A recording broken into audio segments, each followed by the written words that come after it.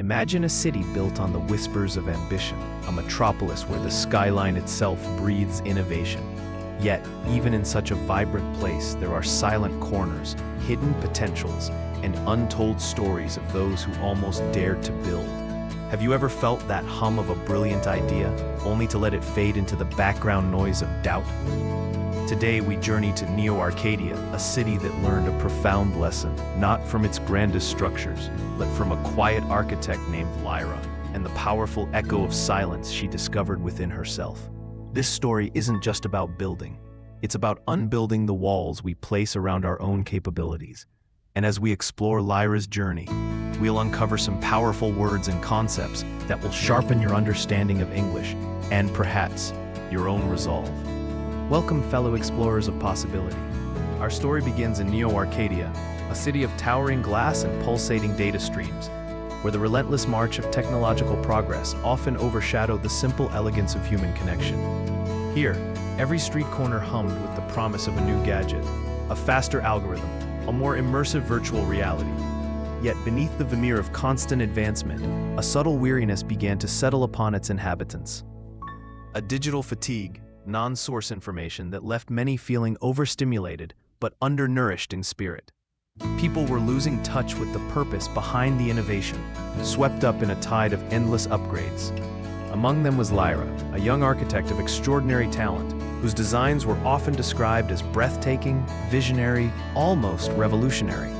Her sketches, rendered with a delicate precision, spoke of structures that blended seamlessly with nature, that invited community, that celebrated light and space. But Lyra had a secret. She rarely saw her projects through to completion. A creeping perfectionism, coupled with a deep-seated fear of judgment, held her captive. She would spend months refining a single cornice, an intricate facade, but recoil from the final presentation, convinced it wasn't quite ready, that it would fall short of the impossible standards she set for herself. This internal struggle, this constant procrastination born of anxiety, meant her brilliant blueprints often remained just that, blueprints, confined to the digital archives of her workstation. She was a master of ideation, but a stranger to execution. One crisp autumn morning, a citywide announcement filled the airwaves. The annual Grand Design Challenge was launched, a competition unlike any before. This year, the focus wasn't on the tallest skyscraper or the most advanced smart home system. Instead, the mayor of Neo-Arcadia, noticing the pervasive digital fatigue, declared the theme, reconnecting our roots, designing spaces for authentic human interaction. The challenge was to transform an aging, forgotten district, known as the Old Quarter, a place of crumbling brick and overgrown parks, into a vibrant community hub. The winning design wouldn't just be celebrated, it would be built, financed by the city, becoming a tangible legacy for its creator. Lyra's mentor, an elderly architect named Professor Eris, whose weathered hands had shaped much of the city's beloved heritage, approached her. "Lyra," he said, his voice a soft rustle like old parchment, "this is your moment. Your designs speak of soul, of warmth. The Old Quarter needs your vision." But Lyra, though her heart quickened, felt a familiar knot tightening in her stomach. "Professor, I don't know," she stammered, her voice barely a whisper. "What if I fail? What if my vision isn't enough? What if the city laughs at my attempts to bring back authentic interaction in an age of virtual reality?" The words hung heavy, laden with her ingrained self-doubt. The weight of expectation, the sheer public nature of this challenge, felt like an insurmountable burden. It wasn't the task itself she feared, but the inevitable exposure of her perceived inadequacies.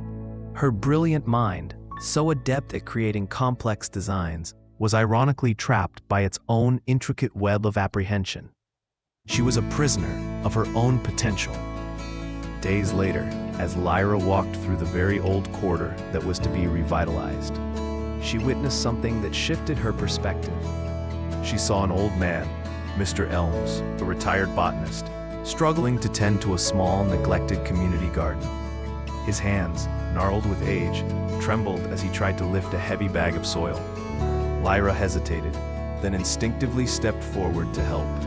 As they worked side by side, Mr. Elms spoke of his late wife, of how they had dreamt of a beautiful, accessible garden where children could learn and elders could find solace. He spoke not of apps or holograms, but of the simple joy of soil between fingers, the shared laughter over a blossoming rose. "It's not about being fancy, dear," he said, his eyes twinkling. "It's about finding a place where our stories can grow." That evening, Lyra couldn't sleep. Mr. Elm's words resonated deeply. It wasn't about grandeur, but about purpose. It wasn't about flawless execution for the sake of applause, but about creating something that genuinely mattered to real people.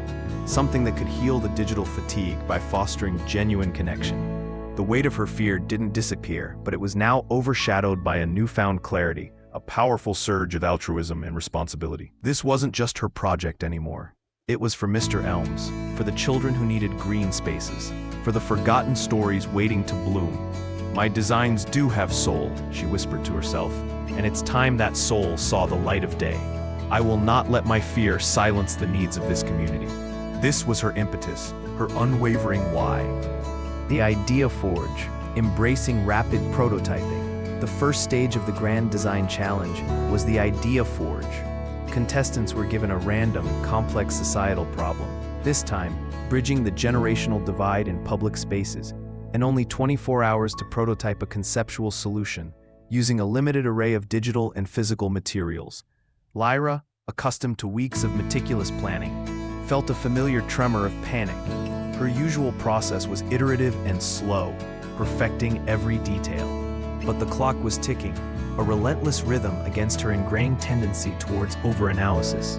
She watched as other architects, confident and swift, began their work. One designed an intricate virtual reality game for elders and youth. Another proposed a series of multifunctional smart benches. Lyra, however, remembered Mr. Elms. She thought about simplicity, about direct human interaction. Instead of immediately drafting complex digital models, she grabbed clay, cardboard, and simple sketches. She focused on the core problem: how to create a space that invites dialogue, not just passive coexistence. Her hands moved, guided by intuition rather than exhaustive calculation. She created a series of interlinked story nooks, intimate, semi-private alcoves carved out of recycled materials, each designed to encourage conversation, furnished with comfortable seating and small analog game boards. The idea was to create spaces that were deliberately low-tech, prompting people to engage with each other rather than their devices. Her final presentation was a raw, almost childlike model, lacking the polished aesthetic of her peers, but brimming with heart and a clear, human-centric concept. It was not perfect, but it was done, and it clearly communicated her vision. The judges, impressed by the refreshing simplicity and profound insight, gave her high marks for its directness and potential for fostering genuine connection. Lyra had conquered her urge to constantly refine, learning the power of timely execution. The Collaboration Crucible, leading with empathy. The second challenge was the Collaboration Crucible. Contestants were randomly assigned to teams of 3, tasked with refining one of their previous prototypes into a fully fleshed-out design proposal, complete with budget and construction plans. Lyra, typically a solitary worker, dreaded this. Her fear of judgment extended to her ideas being criticized or misinterpreted by others. Her teammates were Jay, a brilliant but stubbornly traditional structural engineer, and Chloe, a young, overly enthusiastic urban planner who tended to dominate conversations. It was a recipe for interpersonal friction. Their initial meetings were fraught with tension. Jay dismissed Lyra's story nooks as impractical and costly, insisting on more conventional, modular designs. Chloe, meanwhile, bombarded them with statistics and trendy concepts, often talking over both Lyra and Jay. Lyra felt her familiar impulse to retreat, to let others take the lead and avoid conflict. But then, she remembered Mr. Elm's garden, the shared act of helping. She realized that authentic human interaction wasn't just about design, it was about the process itself. Instead of fighting, Lyra adopted a strategy of active listening and diplomacy. She listened patiently to Jay's concerns about structural integrity and Chloe's passion for green spaces. She started drawing parallels, explaining how the story nooks could be modular, incorporating Jay's structural efficiency and how they could be integrated with Chloe's ideas for vertical gardens, creating a synergistic blend. She didn't abandon her vision, but found ways to amalgamate it with theirs, creating a stronger, more holistic design. She gently guided their discussions, ensuring everyone's voice was heard, acting as an unexpected arbitrator when disagreements arose. By the end, their proposal wasn't just Lyra's. It was a testament to their collective intelligence, a beautiful blend of structural soundness, ecological awareness, and human-centric design. Their presentation, marked by its cohesion and the obvious respect among team members, stood out. Lyra had learned that true leadership wasn't about having all the answers, but about fostering an environment where everyone could contribute their best, overcoming her fear of shared vulnerability. The resilience relay iteration through failure. The final, most grueling stage was the resilience relay. This was a multi-stage construction simulation. Teams had to physically build a small-scale model of a section of their proposed design, but with a twist.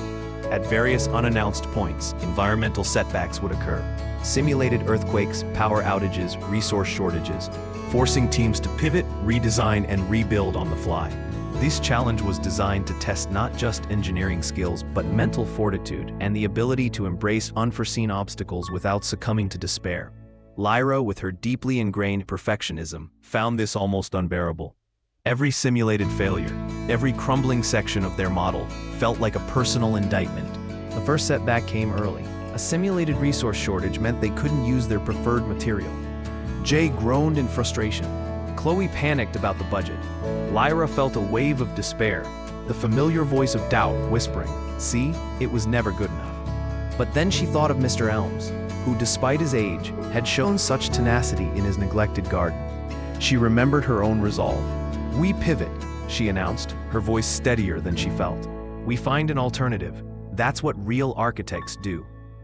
They had to scrap an entire section of their model, redesigning on a whiteboard with lightning speed. The second setback, a simulated earthquake, destroyed a carefully constructed archway. Lyra's hands shook, but she refused to stop. "It's an iteration," she declared, wiping dust from her face. "Not a failure, just another step in the process." She began to see the setbacks, not as condemnations, but as data points, opportunities to learn and improve. Her team, inspired by her newfound resilience, rallied.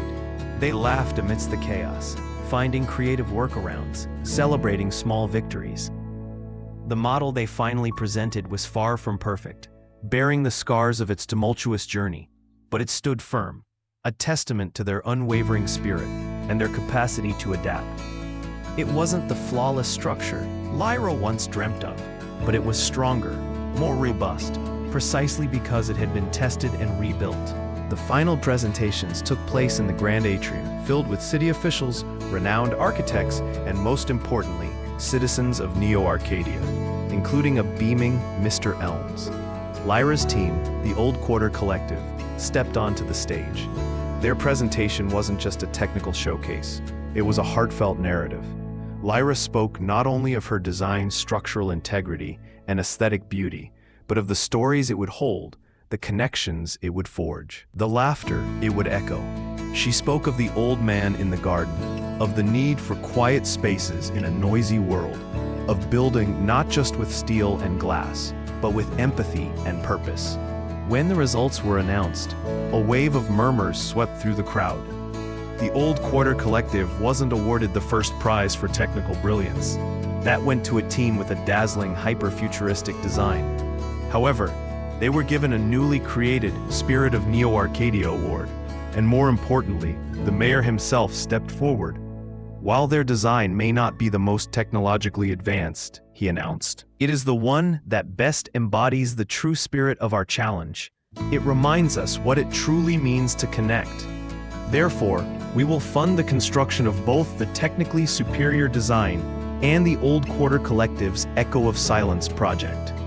The crowd erupted in cheers.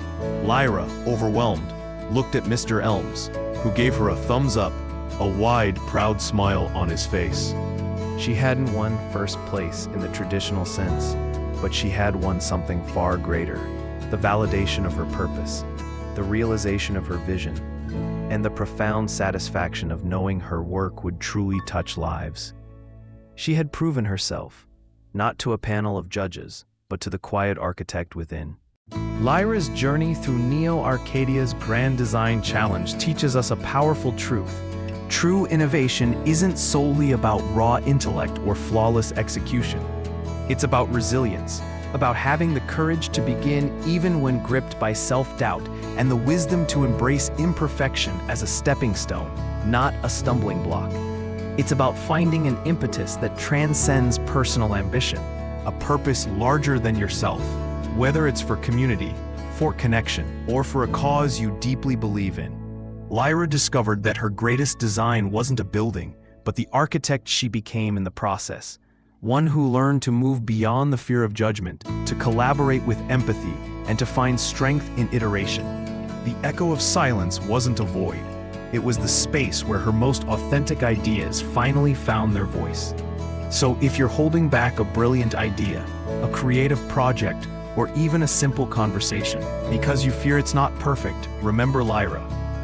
Remember that the greatest invention you can ever bring to life is the most authentic, resilient version of yourself that dares to try, to fail, and to build again.